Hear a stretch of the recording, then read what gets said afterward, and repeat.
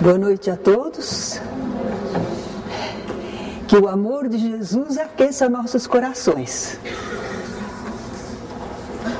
O nosso tema hoje é bem-aventurados os aflitos. É uma expressão usada por Jesus no Sermão da Montanha. É uma das bem-aventuranças.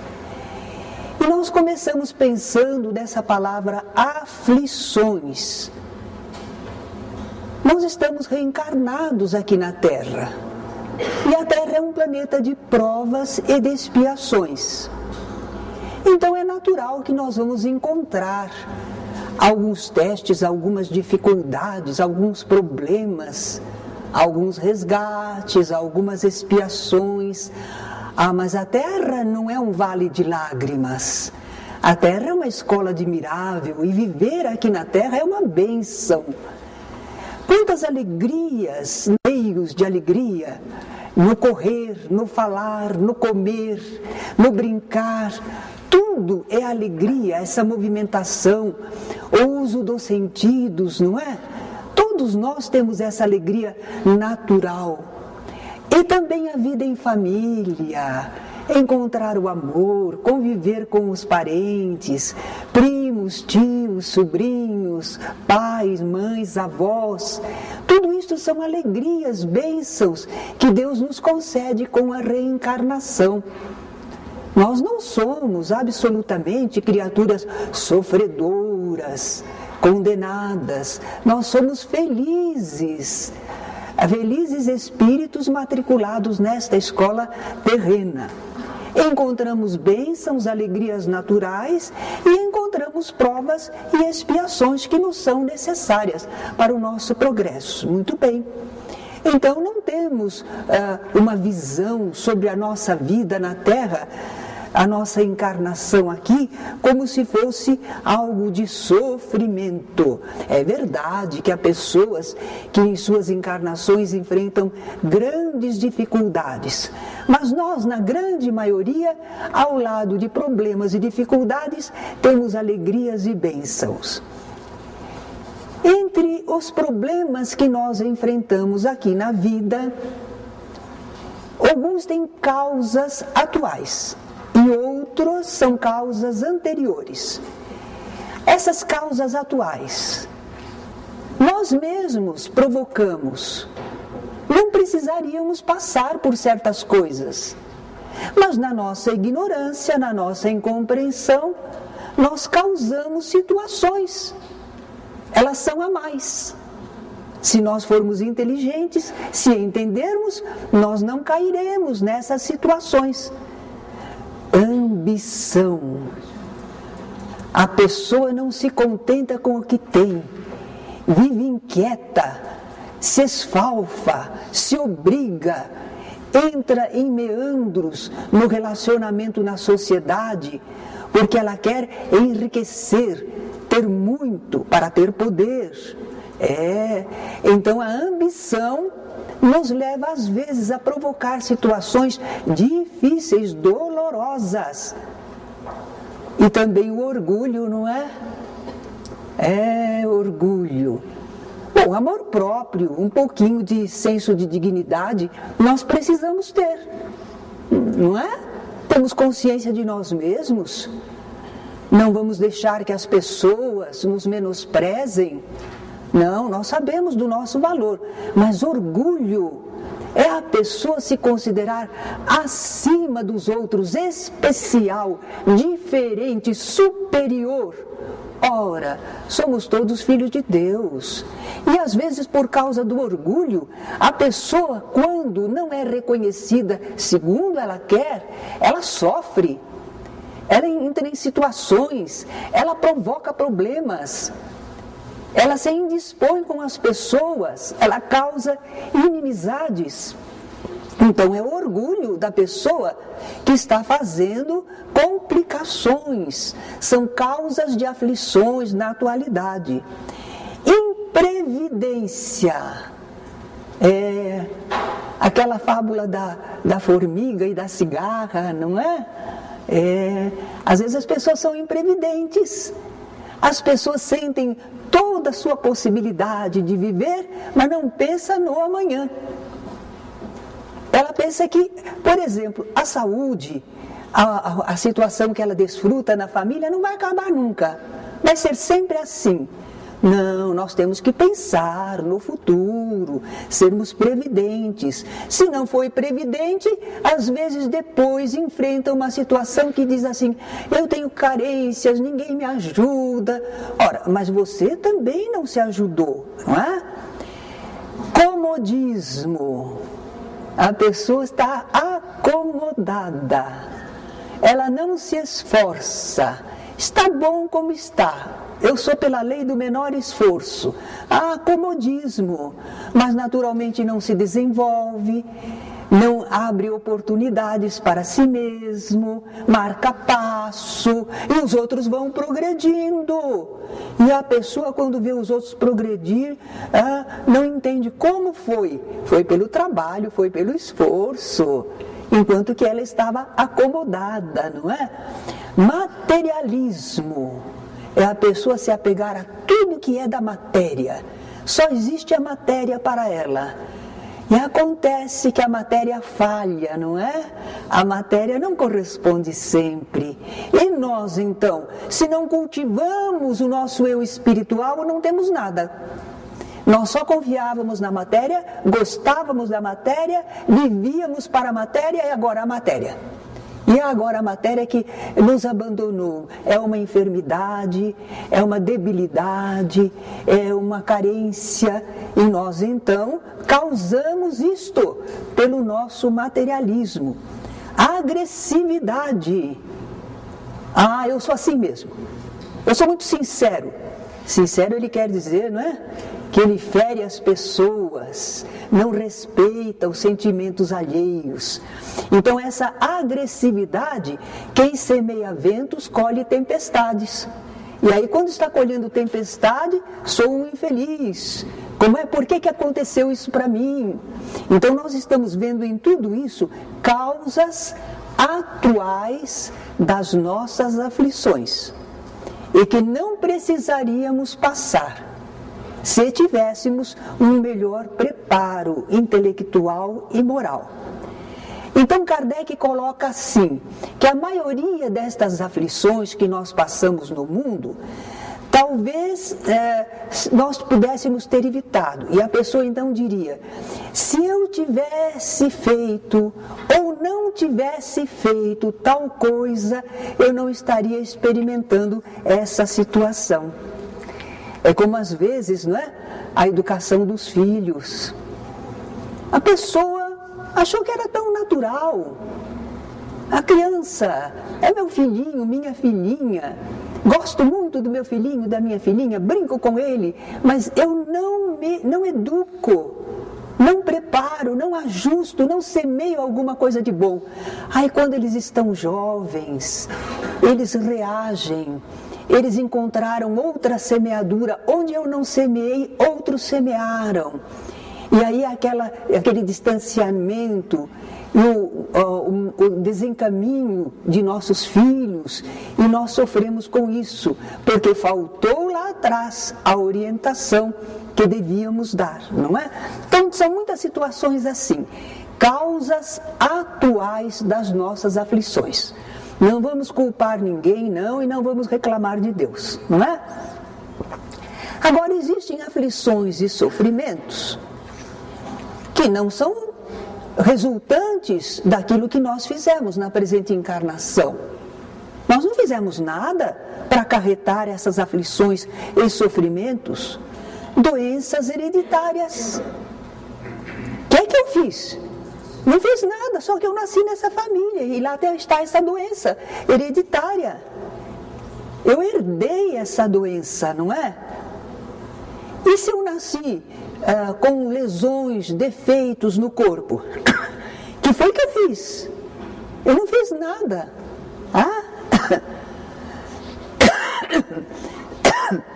Se eu nasci, por exemplo, numa favela, num lugar difícil moralmente, que foi que eu fiz?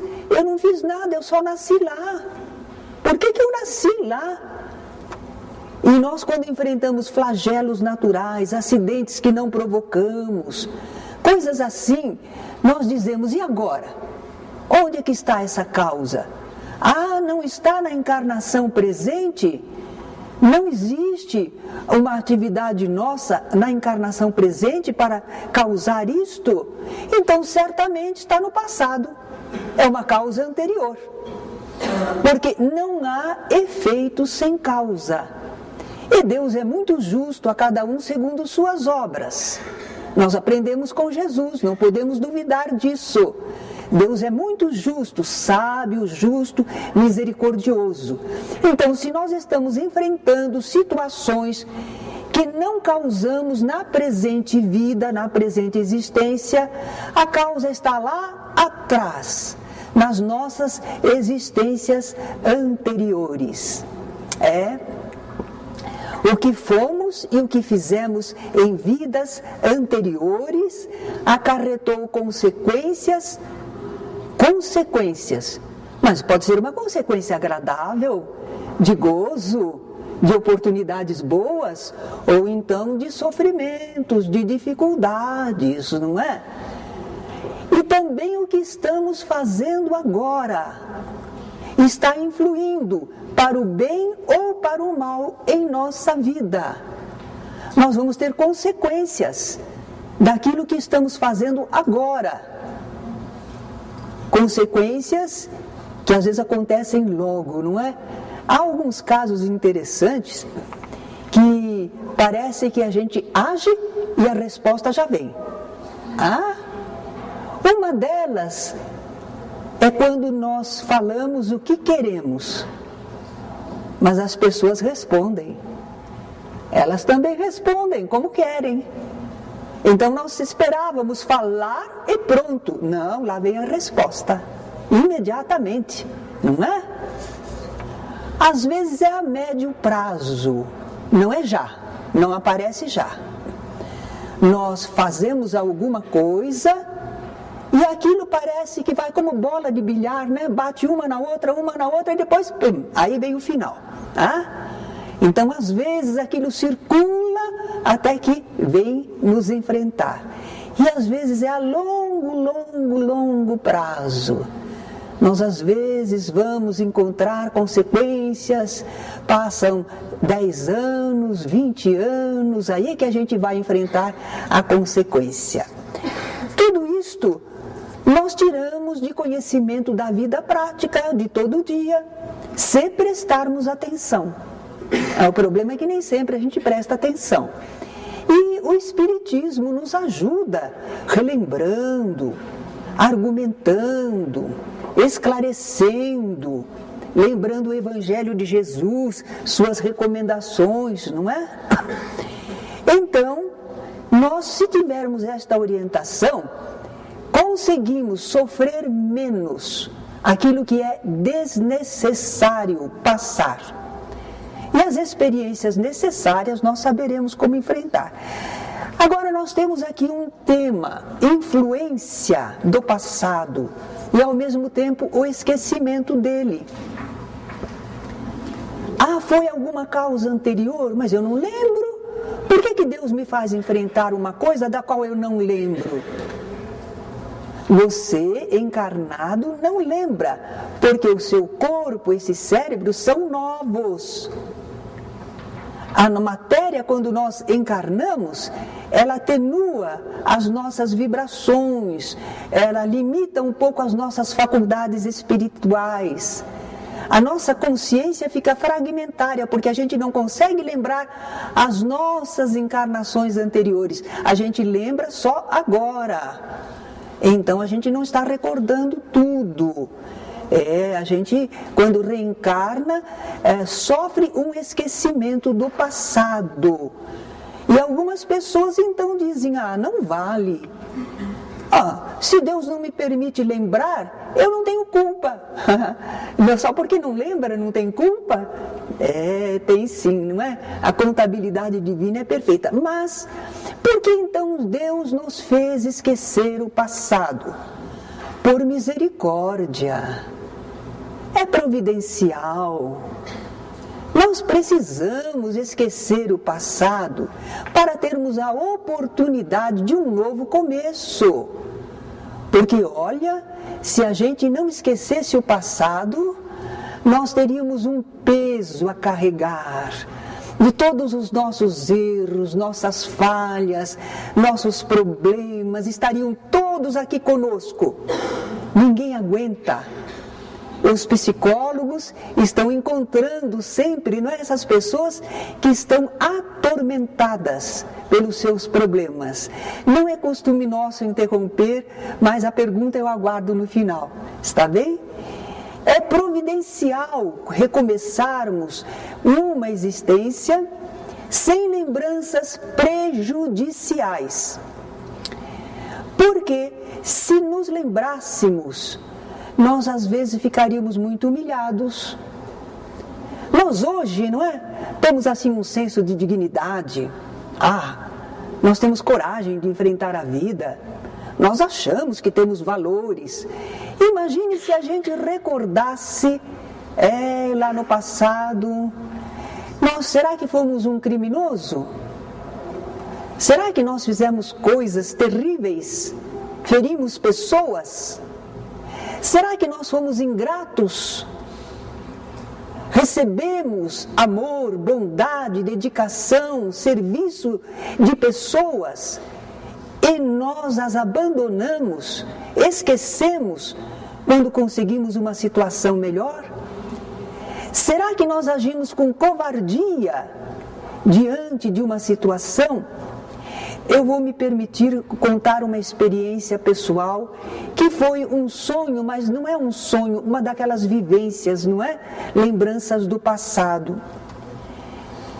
Eu me via como pessoa, uma mulher, mas de uma época recuada. Os vestidos até os pés. E a mulher não tem uma profissão. E não tem facilidade para se locomover, viver sozinha.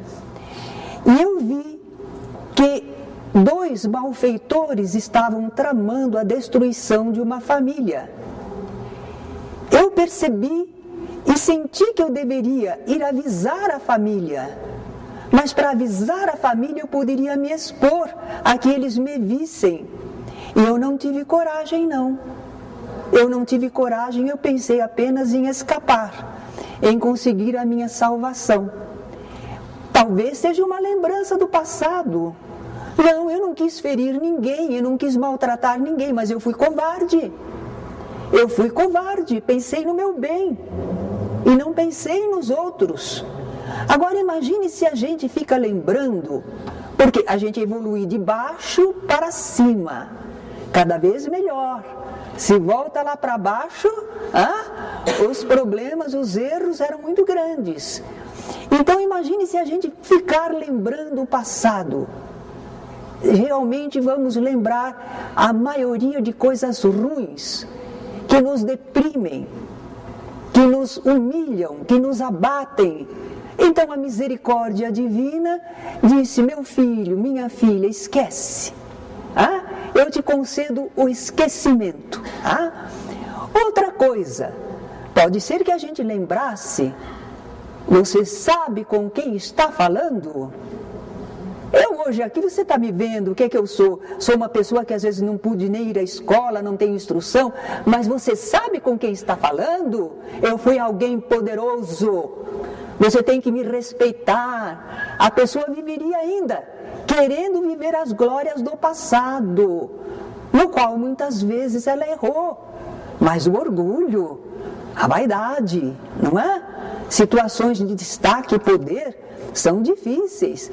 Eu acho que já contei aqui que havia um contínuo na prefeitura que revelava pelo seu modo de ser que, embora agora ele fosse um simples contínuo, ele devia ter sido um grão-senhor, porque ele deixava transparecer a cada instante na sua atitude. Ele não era revoltado, não, felizmente, mas aquele anseio de fazer valer de novo a sua personalidade, a sua capacidade, mas ele estava limitado e contido, não é? Também quando nós esquecemos o passado, é muito necessário, porque nós reencarnamos na mesma família, às vezes, não totalmente, mas com elementos da mesma família, ou com pessoas com as quais tivemos relacionamento, e agora Deus nos colocou de novo juntos, para nos reconciliarmos. Mas se nós lembrássemos o passado, começaria por nosso pai e nossa mãe. Porque eu estava atendendo sexta-feira um espírito, ele falhou, maltratou um casal, desrespeitou, ele realmente feriu, e ele agora vai reencarnar. E ele tem que reencarnar muito limitado por muitos problemas dele, o corpo muito limitado. E ele já está sendo acolhido com carinho por aquele mesmo casal. Eles estão dispostos a recebê-lo, apesar dele vir tão limitado. Mas ele está receoso e ele se sente humilhado. E ele não quereria um corpo assim tão limitado. Então ele está refugando, mas ele precisa aceitar. É a necessidade dele de recuperação. Mas imagine nós, no nosso dia a dia, pai e mãe estão recebendo um filhinho ou filhinha, cheios de encantamento, de ternura. Justamente a criancinha desperta a ternura. Mas se pai e mãe olhassem ali e vissem o desafeto do passado, talvez fosse muito difícil, não é? Acolher a criança e cuidá-la com toda a ternura. Às vezes 2 irmãos, e são inimigos do passado. Agora eles vêm e os pais orientam: vocês são irmãos, os irmãos devem se amar, vocês são apoio um do outro. E sempre aquele aconselhamento, não é? Ajudando a reconciliação. Então nós temos o esquecimento do passado. E como tudo que Deus faz é bem feito, também esquecer o passado é providencial e necessário. Mas então a gente perdeu tudo que ficou lá para trás? Não, não perdeu. O esquecimento não é total. Não significa que perdemos as nossas qualidades e o progresso que já adquirimos. Não, não. O nosso esquecimento é para a vida de relação. O nosso esquecimento não é do patrimônio espiritual, das nossas possibilidades espirituais. Esse patrimônio continua. Eles compõem a nossa subconsciência e emergem em algumas situações. Por exemplo, quando nós nos desdobramos, nós somos espírito, revestido de um corpo de fluidos e ligado a um corpo de carne. E quando nós nos afastamos um tanto, quando nos desdobramos, espírito e perispírito, em certos estados como sono, sonambulismo, transe mediúnico, êxtase, hipnose profunda, o que vai acontecer? Nós podemos lembrar o passado. Podemos tomar consciência do nosso eu verdadeiro. Bom, vai depender da evolução nossa. Não é qualquer espírito que assim que faz o desdobramento, tem plena consciência de si, tem plena lembrança do passado. Não, não. Mas muitos espíritos conseguem. Já tem equilíbrio para isso, capacidade para isso. Então quer dizer que o passado não está perdido, está guardado. Está guardado, mas não perdido. Essa influência do passado, ela se revela também, em alguns casos, ideias inatas. Ideias que a gente já traz consigo, não aprendeu. Não aprendeu com pai, com mãe, não aprendeu com ninguém. Está conosco.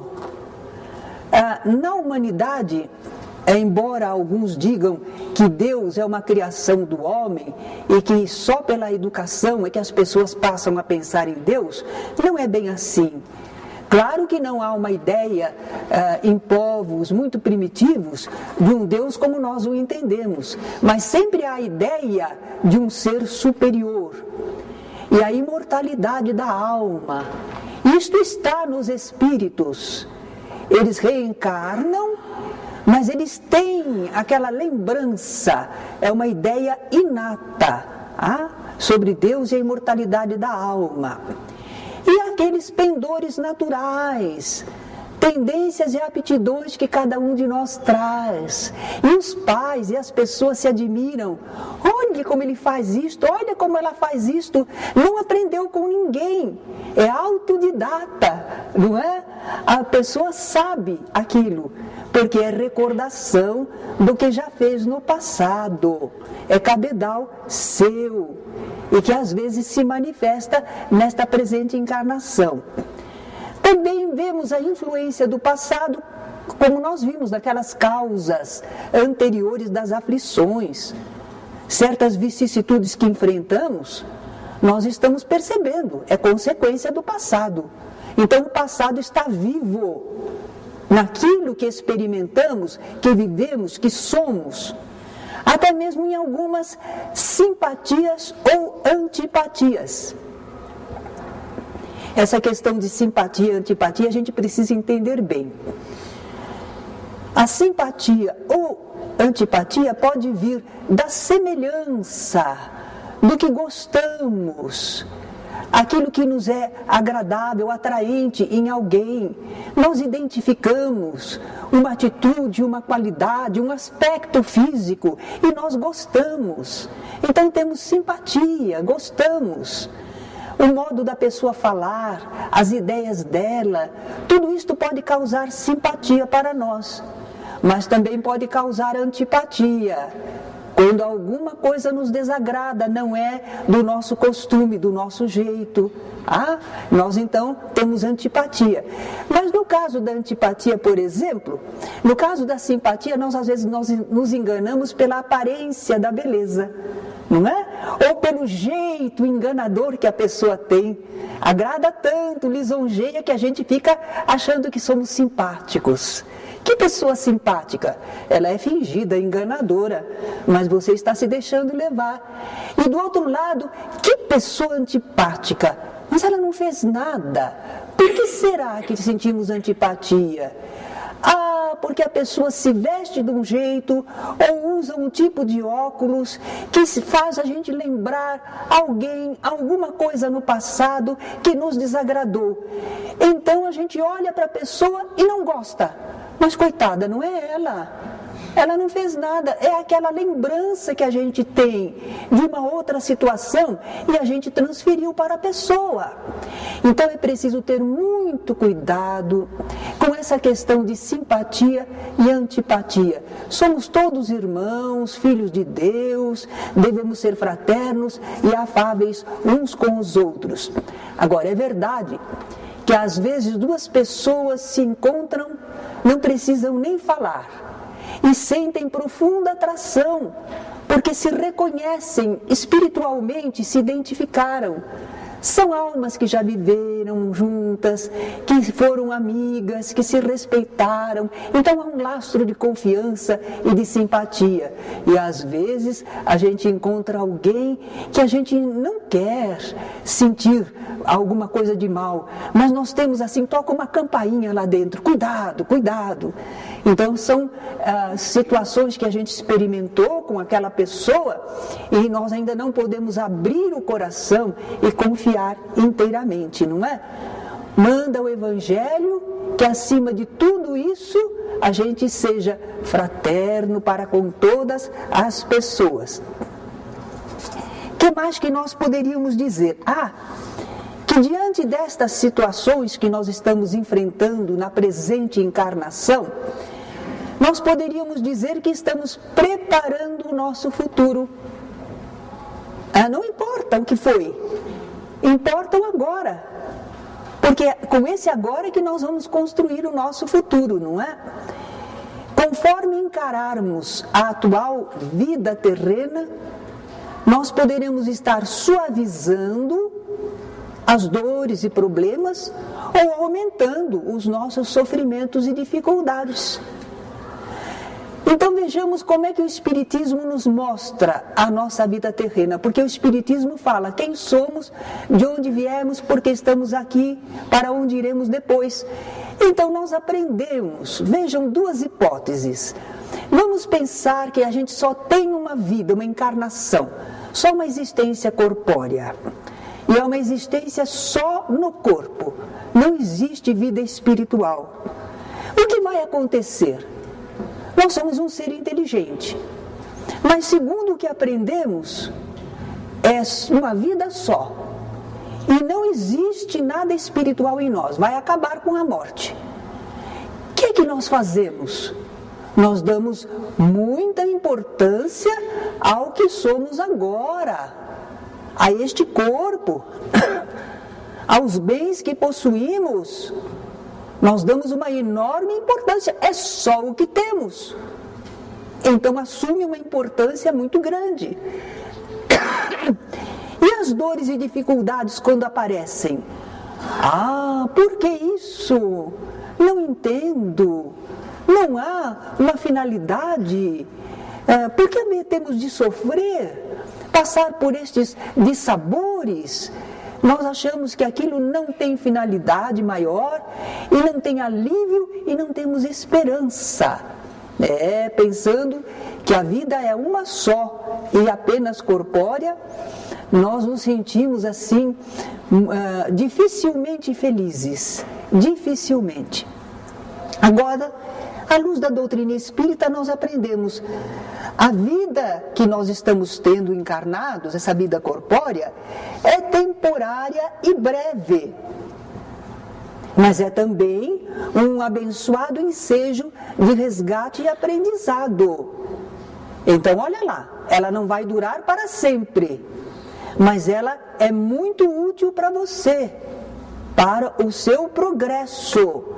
Bom, então agora eu começo a encarar esta minha vida corpórea com problemas, dificuldades, mas eu sei que ela não vai me fazer sofrer para sempre. E eu sei também que estas lutas e dores servem ao meu desenvolvimento intelectual e moral. Então dá para eu aguentar um pouco, porque se eu pensasse que este sofrimento vai ser toda a minha vida, não, é para esta encarnação, por alguns anos, é diferente o meu modo de encarar. E também eu sei que todo o bem que eu fizer a partir de agora abre um futuro melhor para mim. Isso me dá a confiança, me dá esperança. Apesar das lutas e dores, eu estou construindo o meu futuro melhor. Através disso tudo, eu estou construindo um futuro melhor para mim mesmo. Então eu tenho esperança, tenho fé, condições de suportar. É por isso que Jesus falou no Sermão da Montanha: bem-aventurados os que choram, porque serão consolados. Nós estamos enfrentando lutas, dores que nos fazem chorar, mas nós vamos ser consolados futuramente pelos resultados alcançados. Bom, isso se sofrermos com fé e amor, se aceitarmos as consequências de nossos atos, se apesar do sofrimento estivermos procurando nos melhorarmos, e não estivermos agredindo o próximo, fazendo crescer o nosso problema. Porque senão de um lado a gente está pagando uma dívida, ressarcindo, e do outro está construindo nova dívida. Aí não saímos do buraco, não é? Não. Bem-aventurados os que choram, mas aqueles que choram com resignação, com compreensão, com fé, com esperança, com amor, não é? Aí sim, são felizes, porque estão saldando suas dívidas, se libertando, estão filtrando na presente encarnação uma série de problemas, e nós seremos como aquela lagarta, né? Que ela constrói o seu casulo e depois ela libra no ar como uma borboleta. Então nós deixaremos estes problemas aqui e nós sairemos na nossa vida de espírito melhorados, mais felizes. Jesus convida no seu evangelho: vinde a mim todos vós que estáis aflitos e sobrecarregados, e eu vos aliviarei. Eu costumo comentar que parece que Jesus oferece pouco, não é? Ele só oferece alívio. Claro, ele pode modificar a lei divina. E os nossos sofrimentos não têm uma causa e um objetivo? Então como é que Jesus iria prometer: vem aqui que eu tiro isso tudo de vocês? Ele não fala. Ele é um mestre de verdade. Mas alívio ele pode prometer. Não só prometer, realizar. Porque quando a gente aprende com Jesus, a gente encontra forças de suportação, motivos de superação das dificuldades, não é? Então ele continua: tomai sobre vós o meu jugo. Jugo dá a impressão assim de um domínio. Mas eu encontrei uma explicação, me parece feliz. Quando a gente tem um animal, um boi que precisa carregar uma carga muito grande, a gente não põe a carga em cima dele, a gente põe uma canga, um jugo no animal, atrela, né? Aí o animal puxa, né? Então o jugo de Jesus é a orientação que ele nos dá, que nos liga ao fardo da vida. Jesus não tira a gente das lutas, das responsabilidades, mas é uma orientação que nos dá condições de suportarmos e superarmos as dificuldades. Tomai sobre vós o meu jugo, aceitai minha orientação e aprendei de mim, que sou manso e humilde de coração. Algumas pessoas acham que Jesus não era humilde, não, porque ele dizia: vós me chamais mestre e dizeis bem, porque eu o sou. Eu sou o caminho da verdade e da vida, ninguém vem ao Pai senão por mim. Cadê a humildade de Jesus? A humildade dele estava em que ele não se fazia maior do que ninguém. O que ele era, ele dizia. Não há mal nenhum em afirmar suas qualidades. Mas ele nunca se sobrepunha. Ele dizia: o que eu faço, vós podeis fazer. Ele nunca disse que era maior do que ninguém. Não é? Manso, Jesus era manso. O pessoal pensa que lá na expulsão dos vendilhões do templo, que ele estava colérico, irado. Estava nada. Ele estava motivando a classe, as pessoas, para dizer depois um ensinamento.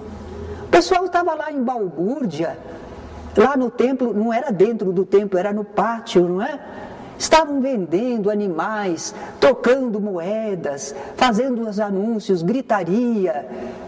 E Jesus, então, para chamar a atenção de todos, fez um azorrague de cordéis, afugentou os animais, não machucou ninguém não, afugentou os animais, derrubou as mesas dos cambistas, e como havia gaiolinhas de pombos, disse: levai daqui estes. Ele não derrubou as gaiolas, porque ia machucar os pombos.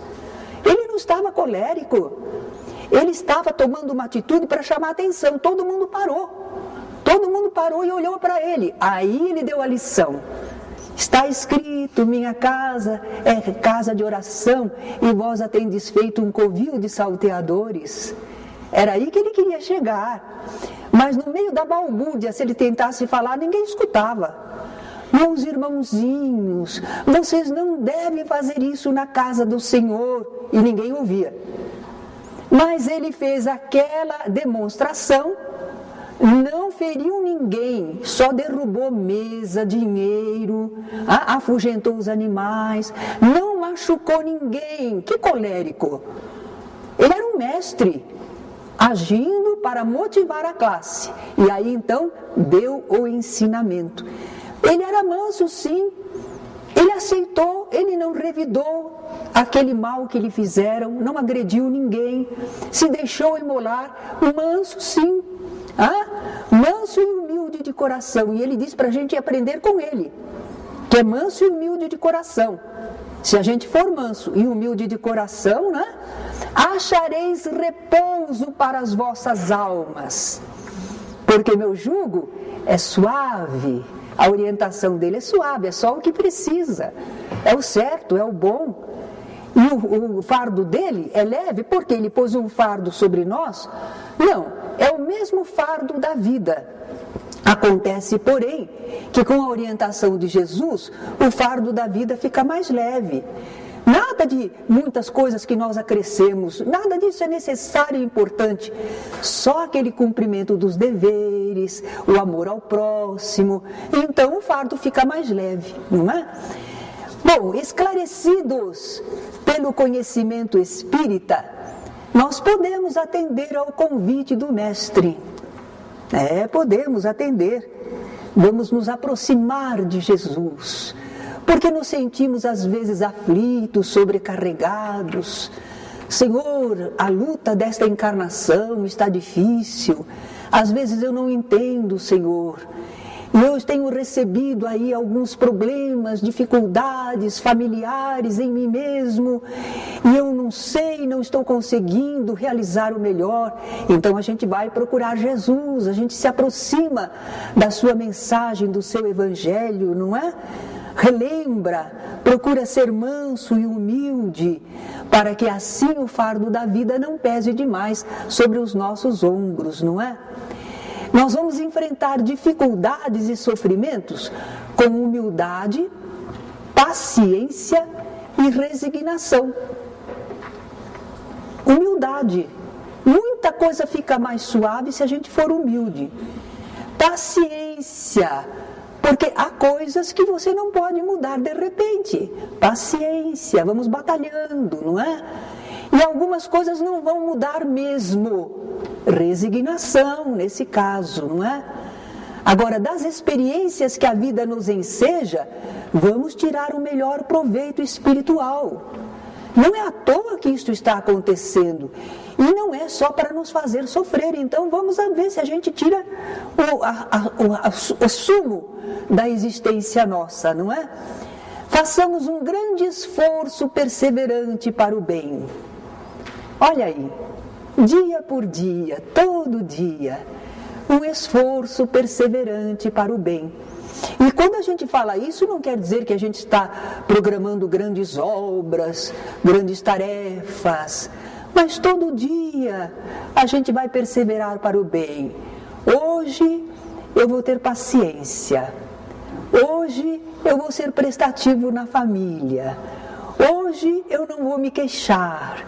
E lá vai a gente, todo dia um esforço perseverante para o bem, não é? E nós iremos então aprendendo na alma, renovando-nos. Nós exercitaremos as nossas forças, o que conhecemos, porque nós sabemos tanta coisa, mas às vezes não colocamos em prática. Se uma pessoa estiver com problemas, eu tenho quase que certeza que todos aqui saberão dizer uma palavra de orientação. Sabe que é por causa disso assim, assim, tenha paciência, faça assim, nós todos saberemos aconselhar. Mas será que vivemos, aplicamos para nós? Não é? Então, às vezes, o que está faltando é isso, não é? Utilizar as nossas forças e conhecimentos no nosso benefício e também em benefício do próximo. Quem vive assim, resgata o seu passado, valoriza o seu presente e, com o amparo dos Espíritos Consoladores, vai se redimindo. Vai se redimindo e um dia, aqui, ainda nesta encarnação, ou do lado de lá da vida, vai sentir que está usufruindo de paz e felicidade. E está usufruindo merecidamente. Fez por merecer. Se esforçou, aprendeu, serviu, suportou. Então agora está merecendo usufruir da paz e da felicidade.